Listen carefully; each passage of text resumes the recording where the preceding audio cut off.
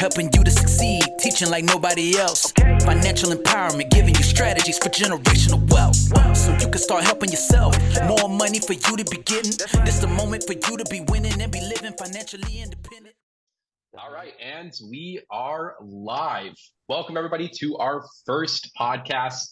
We are super excited for this, not only to share our own stories, but just to kind of knock off and officially start this exciting podcast that we hope brings a lot of you value and a unique perspective in how you can start your own investing journey and just give you different insights to help you along your investing journey.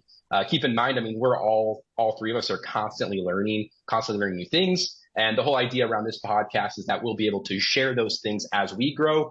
And when we bring on new guests, we'll be able to bring on different insights, different perspectives, because one of the best ways to grow as an investor is to just learning from different people with different ideas and different beliefs around how the investing world kind of works. That being said, my name is Josh. I am the guy behind the Market Hustle. A lot of people don't know that because the Market Hustle tends to kind of be a little bit of a hybrid scenario. But I am Josh. I'm 27 years old. I live in Seattle, Washington. I started the Market Hustle roughly 5 years ago. It started as a hobby, just as a way to kind of share what I was learning, kind of network with different people who were kind of learning the same thing I was learning. But what started as a hobby quickly turned into a full-on business. I now run this business full time. It's been an exciting journey. It's been a challenging journey, but I've been able to help thousands of people all across the country, all across the world, learn crucial financial topics to make their investment journey earlier. That being said, I have two lovely guests with us. We have Pierce and Baafi. Pierce, why don't you start us off? Tell us a little about yourself and your brief journey. Absolutely. My name is Pierce. I'm 21 years old, located in Southern California, Orange County, the heart of it. I grew up around here most of my life, in and out of the beach cities, going inland, a little bit out, moving around a little bit. I found myself in a secure spot now, thankful for where I'm at because of what I've done. So I've been doing investing for about 5 years now. I started with an actuarial account with my dad, and he's helped me progress and learn, kind of shape my mind on how to look at money and perceive money for what it is that it's not just something to get you things, but it's more of a tool to be used. Besides that, I just hope to help everybody grow and learn and progress to the next spot they want to be at, because there's enough money in the world for all of us. Completely agree. That's about me, man. Perfectly said. Then we got Baafi. Big dog Baafi. Oh man, first and foremost, Josh, thank you for having us. This is great. This is exciting. And it's good to be able to provide this much value to so many people. So continue the work you're doing. You're killing it. And we're all definitely watching and supporting. So appreciate it. Hi, everyone. And of course, hi, everyone. My name is Godfred Baafi. I've been investing for about 10 years now. A little bit about me. I'm from Ghana, West Africa. I currently live in New Jersey. And I went to school undergrad in sports administration, and I just finished my MBA this summer in May, and now I work in corporate finance. So I've been investing for about 10 years, as stated, stock market heavy, and it's been a great journey. Along my journey, as I'm learning, I'm also teaching others, just like Josh and Pierce. So it's exciting to be around like-minded individuals, and all of us combined, you're looking at roughly about 20 years of financial education, investment knowledge, financial literacy, money management, just people skills, and also helping people kind of, invest and live the life that they deserve. So it's great to be here. I'm excited to get the ball rolling. Let's do it. I love it. Yeah. I love it. And one of the big things, like Baafi, kind of like what you were touching on, it's hard to find people who like to talk about this stuff in everyday life, right? Especially if you grew up in a family like me where, money wasn't really talked about a lot. My parents always struggled with money. Like they weren't the most educated. And, that's because their parents weren't educated. It's just breaking that cycle of not being around people with money is very difficult to do because it's hard to find the people that want to have those conversations. So the idea behind this podcast is that we're going to be having those conversations all the damn time. It's like people who, if you don't have people to learn from or people to kind of hang out with, consider this your digital network. This is going to be your new digital way to interact with people who want to talk about this stuff, who want to grow personally and also grow financially, because those two tend to go hand in hand. So yeah, we're really excited just to kind of knock this off. We're going to have a bunch of different guests in the future, just to kind of share their own perspective and their own stories. Because that's going to be the best way that we all learn from each other. There's so many different ways to make money when it comes to investing. And just even when it comes to your own life, like how you generate income in your career or even in your business. Like there's so many different options. So ideally with this podcast format that we're going to be having, we're going to be able to touch on so many different ones of those so that everybody who listens to this can gain different insights to apply to their own lives. So really excited for this. That being said, for this specific podcast, this first one, this format, we're just going to be asking a few different questions to just give you guys more information about like our own journeys, our own unique journeys, and hopefully share some things that we've learned that will help you kind of skip the mistakes that we might have made in the past when we first got started. I started roughly investing 10 years ago. I'm about to hit my decade mark. And I'll tell you this, when I first started, I was completely clueless. I had no clue what I was doing. That first year was it was just a trial year, complete trial year. So that brings me to my first question that I want to ask everybody, all three of us. Is, kind of how was your first year when you started investing in the stock market? And ultimately, like what motivated you to make that jump? Like what inspired you to start investing? Who wants to go first? Is anybody? Baafi, do you want to tackle this first? Baafi's got more experience. Yeah. All right, I'll go ahead and kick it off. So, for me, what really excited me or got me to that learning curve or getting across the bridge and actually opening up my first brokerage account and actually putting dollars in there was the moment I began to understand and learn that you will never outwork money, right? And money at work is better than you at work. So money can work 365, 24/7. Unfortunately, you and I and everybody else in the world are limited with our time. And the moment I realized that, wow, money being invested in the compound interest growth over time, I can't compete with that, right? Nobody can really compete with that. So I realized that it was important for me to figure out ways to understand how these financial instruments work and educate myself. So, and the more I educated myself, the more I got comfortable or felt more secure about putting my money to work, because it's daunting. It's scary. If you've never done it before, it's different. The moment you put your money in, you're like, oh my God, it's going up, it's going down, it's going up, it's going down. If you're not careful, you lose your mind, right? So for me, getting my time back and using that time the way I wanted to use it for versus having to work strictly because I need to pay bills to make ends meet, right? So that's where I've been able to kind of help a lot of people grow in this area as well. But my first year in investing was insane. Anybody that says, oh yeah, the first year in investing, they were, Wolf of Wall Street, they're probably lying, because like Josh said, a lot of that is trial and error. And the more you do it, the more you actually learn and improve your investment philosophy, right? So for me, the first year was tough. I didn't have a lot of money going in, but the little bit I had in there, I placed them strategically well because I had read a lot of books. And before I even invested, fun fact, before I put my money in the market, I made sure I invested in my education first. So I ate the money, right? I invested in books, in courses, in Audible books and all these other things to help me understand that. And that initial investment in my financial development, my education, has allowed me to make more money than my 9-to-5 quote unquote makes me from an annual perspective. So for me, number one, it was about getting my time back, freedom, using the time for the things and experiences I really wanted. And then the first year was really investing in myself and then having the courage to go forward and have that conviction. And then surround yourself with like-minded people. Josh is going to always remind you of that. And this is great because in this day and age, you have this digital footprint. You can connect with anybody at any moment and get all the tools you need. Yeah. Very well said, bro. Yeah, wow. That's Baafi. Yeah, I mean, it's incredible. I actually, just a little bit context, I met Baafi on Instagram. Like that's, there's a lot of hate on social media. And like, obviously social media does have its downsides, but if you use it correctly, kind of like with money, like you can use it as a tool to like meet some incredible people. So like it can be a powerful networking tool if you're not just using it to like endlessly scroll. But Baafi's message, like if you're not familiar with him, like he has an amazing Instagram. Go give him a follow. Baafi, why don't you share like your information so people can follow you? Yeah, no, absolutely. So your message is I've been running Black Tycoon Talk for about 3 years now. So you can follow me on Instagram at Black Tycoon Talk.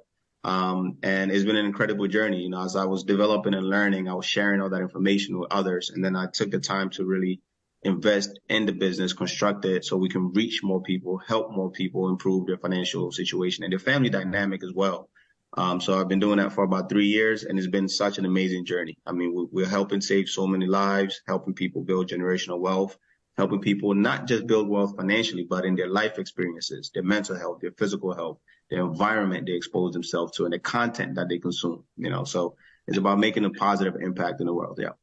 I love that. Wow. And it's crazy how correlated like those two are. Like once you start improving your financial life, the funny thing that will happen is like other areas of life will like magically start to improve as well, because you'll start to get disciplined. When you start to get disciplined with your finances, odds are you're going to start to get disciplined with like other areas, because you're going to start to see the power of that long-term planning, that long-term thinking, that discipline, being consistent, which applies to your health.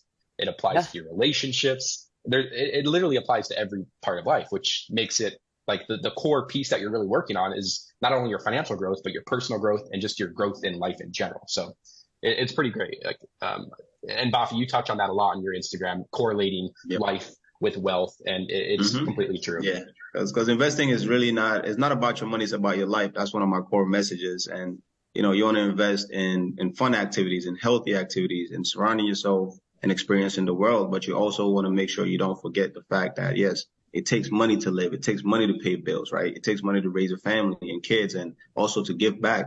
Having these resources help a long way. So investing is not about your money. It's about your life. So always kind of have that perspective and you'll do well. I've never heard anybody with money complain about money. I'm just saying. Yeah. Fair point. My first year investing was weird. I first started when I was 16 and a half years old. So I was like a sophomore or something like that in high school. And it first hit me to when I walked in my office where my dad was sitting, and I see my dad's portfolio, and I'm familiar with some of the numbers that are on there. But my dad said, he pointed to a corner of day gain, and he goes, "This is how much I made today." And I looked at it, and it was just like, I was like 16 and a half years old. I was, $20 for food and stuff like that. And I see this number, and it just absolutely mind boggles me. And I was asking my dad about that. And so a couple years before that, I was with my dad, and we would be teaching a finance class about, Dave is actually Dave Ramsey. I'll plug him right here. I was teaching Dave Ramsey's finance class at a church near us. And from like 14 to like 16, I was just alongside with my dad, helping people learn and helping people, get educated on what to do with your money once you have some type of money. And it's not like you need to have a lot of money, but with a normal 9 to 5, how do you budget your money? How do you save? How do you plan for unexpected things to happen? And how do you plan to have fun? Like Baafi said, it's all about lifestyle.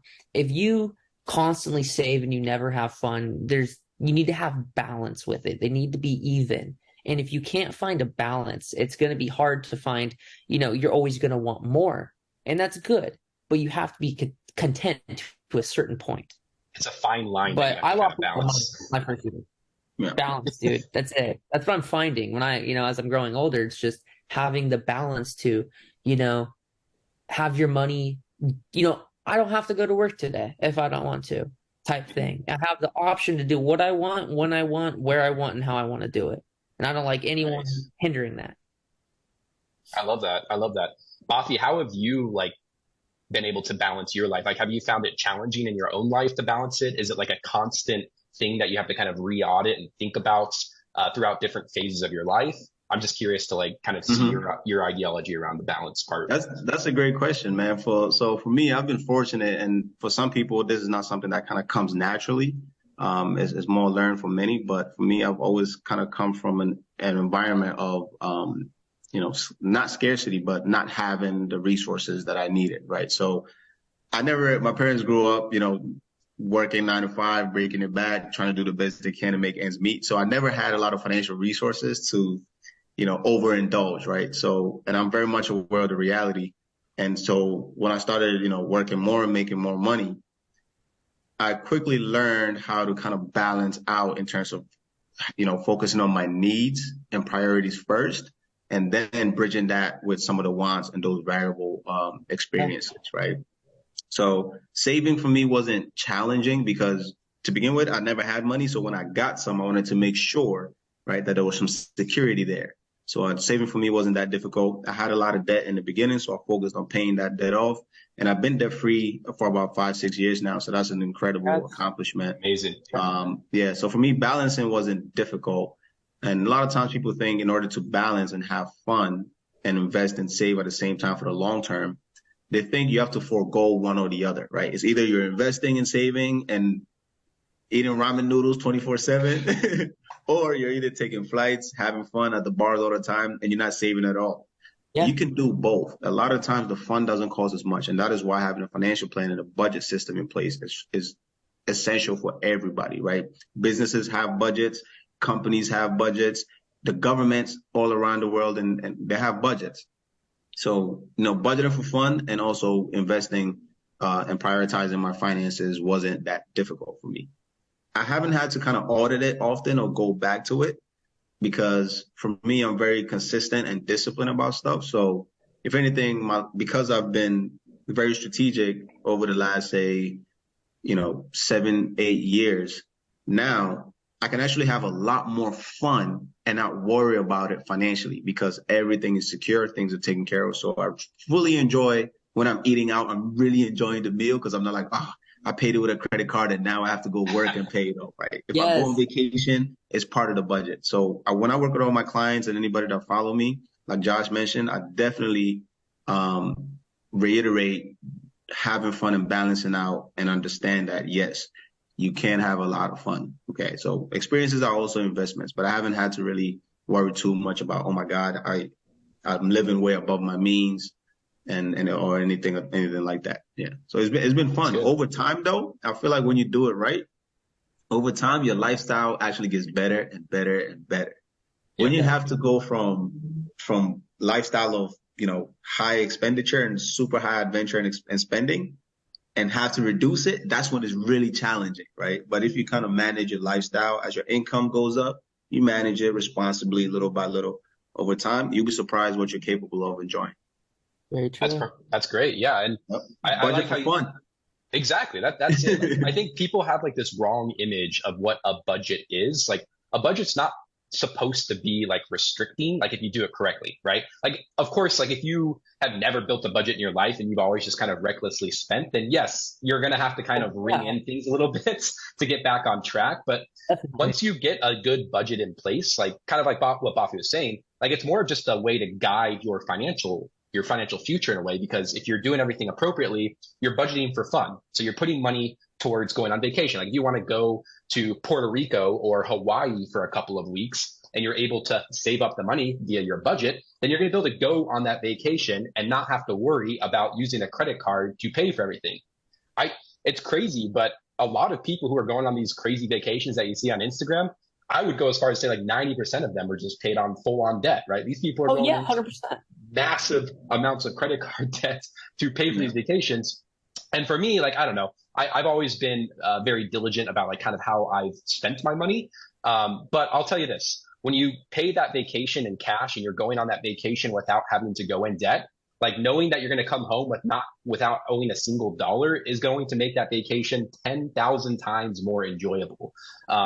So, I think a lot of it is there's just a lot of people have the wrong image around why budget. Like a budget is not meant to just spend your entire life restricting your lifestyle, right? Like that's not the purpose of a budget. A budget is to get you from point A to point B without having to go in massive piles of debt. So like it's meant to guide you towards the lifestyle that you want to get in and not have to rely on struggling to pay your bills or struggling to even make money in general. Like think of like that's why I say budget is more of a money plan. It's more of a guide. Try not to think of it as a restrictive tool, because like Baafi said, like you can use it as a tool to budget for fun and to enjoy your life without feeling like you're just spending money out of nowhere. I completely agree. And I have a little bit different of an ideology when it comes to a 9-to-5 job. I work a 9-to-5 job, but it's not keeping me there. That's not how I pay for most of my things. But with that is you get to see different points of views from it. And so people get the misunderstanding that you can't budget and save and live life with a 9 to 5 job. And I'm not telling you it's going to be easy. Damn, no, hell no, it's not going to be easy. It's going to be tough for sure. But a 9 to 5 job is a stepping stool. It's like a ladder.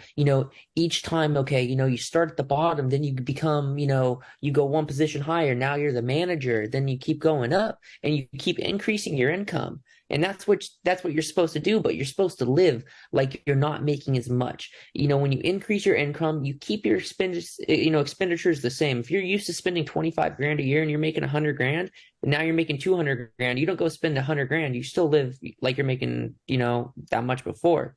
And I think people just don't think they can do it, making $9 an hour. Minimum wage here in Southern California is like $17 or something like that.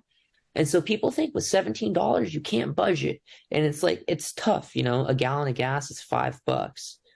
But you can absolutely make this happen with a normal 9 to 5 job. It just takes discipline and putting your needs before your wants. You don't need the Gucci belt. You need food and rent covered. That's what you need. Yeah. And just to kind of add to that, and I'll kind of tie it into my journey to answer my question as well. But when I first got started investing, roughly 10 years ago, I actually started like my first job, which allowed me to actually start investing a little bit, was at Wendy's. Like I worked at Wendy's because I don't come from money. Like my parents struggled completely with money. So I started working at 16 years old because I wanted some money. Like, I wanted to go out and hang out with some friends. So in order to do that, like I actually had to go get a job at a young age. So I did. But, I was completely clueless. Like I've heard about the stock market, like as a younger kid. One of my uncles in my family, he kind of invested. So I would hear him talk about it occasionally. And it always it interests me, like at a young age. Like I always was curious about it. So, when I started to earn a little bit of money, like I started to briefly start to dive into that arena, if you will. So I started going on Google, and 10 years ago, there wasn't as many resources available as there is now. Like a lot of the stuff on the internet 10 years ago was mostly just from financial firms. Like it was all like their financial lingo talk. Nothing was dumbed, or not, I don't want to say dumbed down, but nothing was through the lens of somebody who's just getting started with the investing and has no clue how the financial world works. A lot of it was from people who have been working in the financial world for 20, 30 years. Of course, they're very intelligent people. Like they know what they're talking about, but they just didn't have the way to communicate to somebody like me who had no clue how any of this shit works. And so it was a little bit more of a challenge to learn via the internet 10 years ago, where now it's amazing, all the resources that are out there. Like it's never been easier to dive in and learn what an index fund is, learn what a compound interest is. You can learn from 50 different people, 50 different perspectives you'll be able to learn from, which is just absolutely amazing, But when I first got started, it took me a little bit to actually just figure out how to open up a stock brokerage account. Like I didn't even know the first steps to kind of go that direction. So a lot of mine was just kind of like trial and error, like stumbling over my own mistakes. So I went to a financial advisor first off. Like eventually after working at Wendy's I worked there for 8 months. I got a job at Olive Garden. I became a server there. But in between that, I had $600 or something saved up. So it wasn't a lot, but to me, as a 17-year-old, it was a lot of money. But when I went to the financial advisor, they kind of brushed me off because I wasn't that high income client or whatever. And, I was just like, all right, well, I guess it is what it is. So I kind of just had to continue learning on my own. I bought I think my first stock, I want to say it was a hemp stock. It was some weed stock that I was thinking, I'm oh, this is the future. This is the shit I need to dive into. It's some penny stock. It is. I had no clue what the hell I was doing. I was just buying whatever was out there because I was just oh, it's a penny stock. It was 5 cents a piece. I'm oh, because it has plenty of room to grow, because look at Facebook at that time or Google, those were $100 a piece. I'm oh, so this is a penny. My logic was just not logical. It was just, it's kind of the standard newer investor that might be out there. It's just, you don't know what you don't know. And that was exactly me when I first got started. And one of my early thought process when I was kind of going through that was, I looked at these massive tech companies at the time. It was Facebook, Google, those were around. And my thought process around those 8 to 10 years ago was oh, they're already big. They're not going to continue growing. They're done growing. They're already massive companies. They're already the biggest companies in the American economy. So why would I invest in those? Looking back on that was a terrible thought process as well, because clearly, even though a company's big, that doesn't mean they can't continue to grow. And one thing you'll quickly learn as you dive deeper into the investing world is that opportunity is abundant. Like these companies are building, they're expanding everything. Like they're expanding opportunity, they're expanding the pie. Like that's why I'm a big advocate on having an abundance mindset. And of course, it's a lot easier said than done. And of course, like I've had to train my own abundant mindset. Like I didn't always have an abundant mindset. Like when I first got started, like I thought it was more of like a scarcity world. But what you will realize is that there's just so like these big companies can continue to grow, can continue to find new ways to expand, expand their business model, expand opportunities. The world's abundant ultimately, like all of that being said. And, I'll say like after a few years of kind of going through that process of stumbling on my toes, making those mistakes, I eventually did run into learning about index funds. And let me tell you, when I heard about index funds, my entire world just kind of changed. I'm like, this is like the best tool ever. Like, why aren't more people talking about this? True. Like I always looked up to I always want to learn from people who are better than me. So like I always tried to like talk with financial advisors or read their articles or read kind of like what they were talking about. And a lot of them, like, although they're very intelligent people, I don't want to like hate on financial advisors, but a lot of them are more like salesmen, right? Like they want you to go into their funds. It's like they're pushing you to their funds. Like all of the resources they're putting out there is for their agenda to get you to go one route. So like for me, like it never made sense. I'm like, why aren't they talking about index funds? And then eventually I started to understand like, oh, it's because they're not really making a lot of money off of passive index funds, right? They make their money off of these funds where they're charging you big ass fees, like 1% to 2% per year on these funds that, and frankly, a lot of them underperform the general market. So like to me, like, a lot of my learning experiences was just kind of continuing to chug on forward and just learning as I went. Like I constantly made mistake after mistake after mistake. And then eventually, I want to say like 4 years in, it was when I really started to solidify my my strategy, which is I went the index fund route. I started to invest in VOO. That was my original strategy, and I just continued doing that. Like I started to do the buy and hold method, the passive investing strategy, and that's when things completely changed. Like after that, I actually was profitable for like my first couple of years. I was like, oh shit, like this is how it's supposed to be done. Yes. And of course, like as I was learning, I wanted to continually share what I was learning with everybody. So like I started the Market Hustle, just sharing about index funds, sharing about compound interest as I was learning it. And that's in a brief, like 3 minutes summary, that's briefly how my journey kind of went. Like obviously there's a lot more nuances, but I try to share this. I want to be like as transparent as possible because you're going to stumble on your, you're gonna make some mistakes, right? Even if we sit here and give you, all of the, everything we've learned, like odds are you're still going to just go a different direction. Like you might a lot of this game, a lot of the stock market is more of a psychology game, right? Like there might be a moment where you do kind of panic sell. Like maybe you see something coming, you start to hear these fearful news stories and it scares you and you sell all your stocks, right? Like that's bound to happen because in order to grow, like you're going to have to make those mistakes and learn. So like hopefully this podcast will be able to help you skyrocket past some of the mistakes that I've learned and other people have made. But don't feel guilty if you make those mistakes. The key is to get back up and to learn from your mistakes and to keep moving forward. Because like that's going to be how you grow. If you just stop and you just say the game's rigged, everything sucks, the stock market is only for the rich, and you just give up, then you're never going to be able to take advantage of the stock market and learn and grow. So, that's exactly why I want to share our story, my story. Obviously, me, Pierce, Baafi, we all come from different backgrounds. We come from we have different perspectives. But the best way to learn is to just try to soak in as many different perspectives as you can, and then build your own kind of framework that works for your life, your lifestyle, your situation, and your specific goals. But I will say this. When I really started to get going, investing in the index fund strategy, I was working at Olive Garden.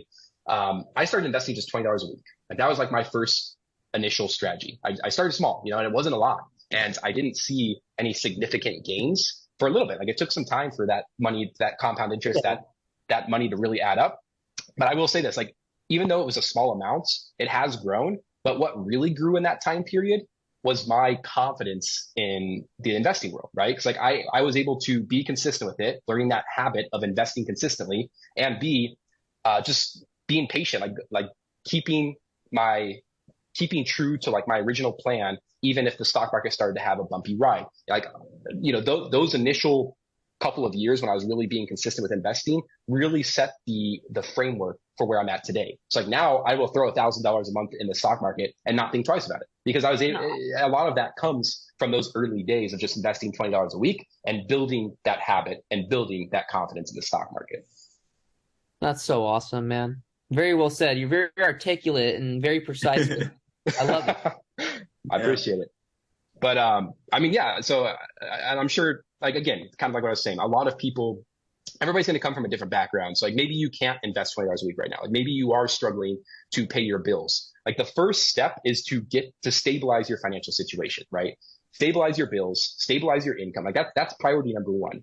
But the one thing, like, although you might not be able to be consistent with investing right now, or maybe you can, but the one thing is to build plans to get you to that point where you can. Like you know, we're not trees, right? Like we can move. We're not plants. Like we're not set in stone. Like we're humans. We can adapt to different situations. Like you can build a roadmap that allows you to, maybe you can't invest now, but 2 years from now, like if you play your cards right, if you invest in your skills, if you sharpen your skills, if you downgrade some of your expenses, like I know nobody wants to do that because that's a lot, you know, nobody wants to go live in a cheaper house or go, you know, drive a cheaper car.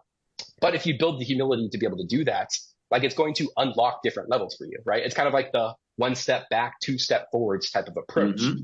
And, Yeah. you know, it's hard because like I know a lot of people listen to this, like even if they're in that situation, this is one of those things that you really have to kind of come to a point to yourself. Like you have to kind of realize that in your own world. Yep. And it's Josh, hard. It's hard. Yeah, it's funny you mentioned that, man, because I can definitely relate to that, and many of us can relate to it as well. Some people come to that realization a little bit later on, some of us a little bit earlier. I was fortunate. I came to that realization at the age of 20 to 21, when I had I finished school. Once I got out of school, I bought a Benz. You know, I was living a fantastic life. Then I quickly realized that no, if I continue on this trajectory, I'm going to work till I die, basically. And it's not necessarily I'm going to work on things that I want to work on. And therefore, I began revamping and relearning and retooling.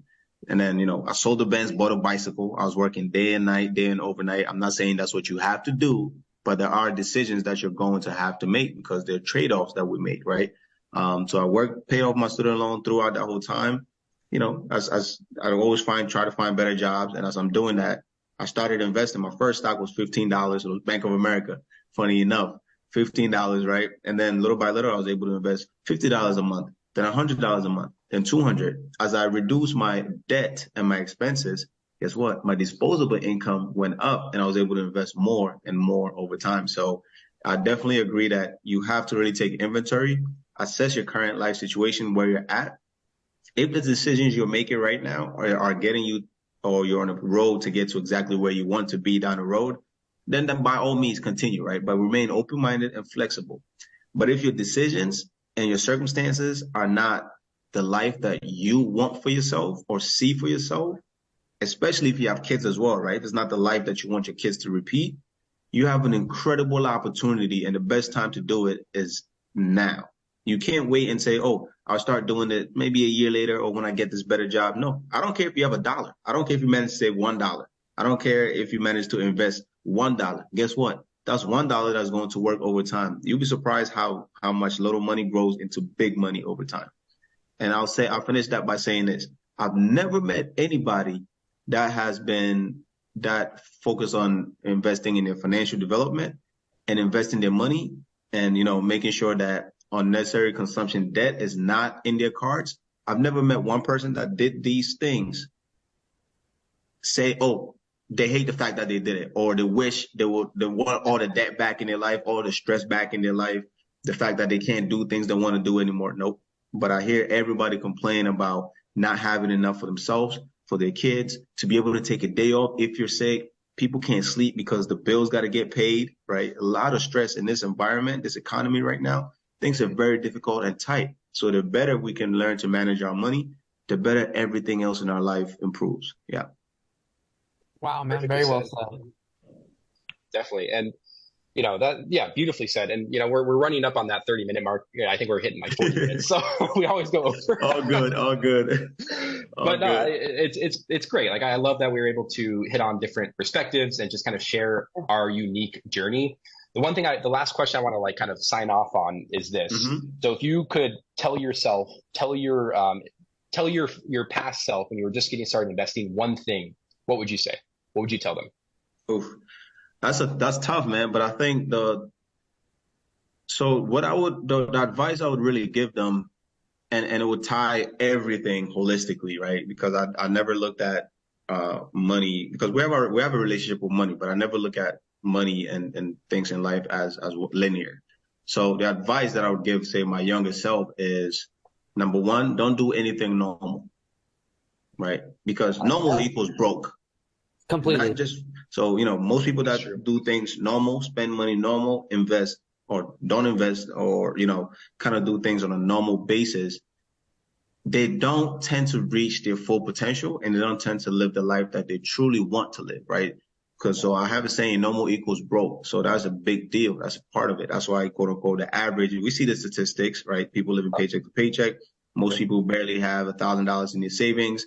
People that are 65 right now, they have less than $300,000, in their retirement, if they have any. So normal equals broke. Financially, in terms of your physical health as well, right? If you just eat everything everybody eats 24/7, smoke and just drink everything, you realize that in terms of investing in your body and mind, you start to take away a lot of things that you can benefit from. So I'll tell my younger self, don't do nothing normal, because normal equals broke, right? And I'll tell my younger self that I'll tell my younger self to develop a long-term perspective, right? Because, and again, it doesn't tie into just money. It ties into every single thing, because everything compounds. What you eat compounds. The content you consume compounds. The environment you're in compounds. The people you surround yourself with compounds.